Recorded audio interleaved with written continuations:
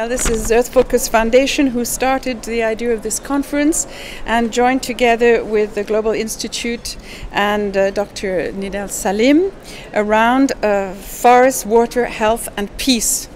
Knowing all the origins of the year of the forest, the year of youth, peace comes in on the end. Water, of course, it's World Water Day coming up, and so we've put together a conference for youth. Luckily, we're filming it because quite often the youth would love to come, but school is often more important. It's better for teachers to stay in the classroom, but someday we'll get them here as well. We've had some wonderful speakers this morning, come down from the Valais, so we're very honored. Blanche, who's come from the Sustainable Development for the Valais, and we've been working with our interns, Martin and Anna, who've been working so hard to put this together.